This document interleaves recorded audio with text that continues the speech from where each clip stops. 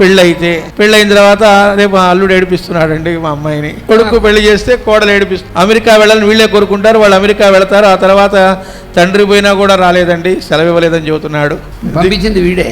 ఒక ప్రాంతం నుంచి ఇంకో ప్రాంతంకి వెళ్ళడం అచీవ్మెంట్ గొప్ప ఎలా అవుతుంది? ఒక అవసరం కోసం వెళ్ళటం వేరు, పని మీద వెళ్ళటం వేరు. భక్తుడు అనేవాడు ఎప్పుడు ఆనందంలో ఉంటాడు. నరమతే అన్నారు మాస్టర్ గారు. నరమతే అంటే ఆనందించాడు అని అర్థం. అదేంటండి అంటే ఆనందం కొత్తగా అనుభవించడం ఉండదు, ఎప్పుడు ఆనందంలోనే ఉంటాడు. మనం కొత్తగా ఉన్నాం కాబట్టి హ్యాపీ బర్త్డే చెప్పుకుంటూ ఉంటారు. అంటే ఆ రోజున కాస్త నవ్వుతూ ఉంటారా?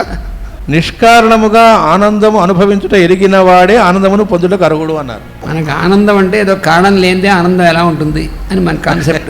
కారణం ఉంటే ఆనందం కాదని చెప్తున్నాడు భగవంతుడు. ఇది ఉండడం వల్ల ఆనందం ఉంది అంటే లేకపోతే దుఃఖం ఉంటుంది అని ఇంప్లైడ్. అది అలా అక్కర్లేదురా, ఎప్పుడూ ఆనందంగా ఉంటేనే ఆనందం ఉంటుంది దాన్ని అని ఇక్కడ చెప్తున్నారు.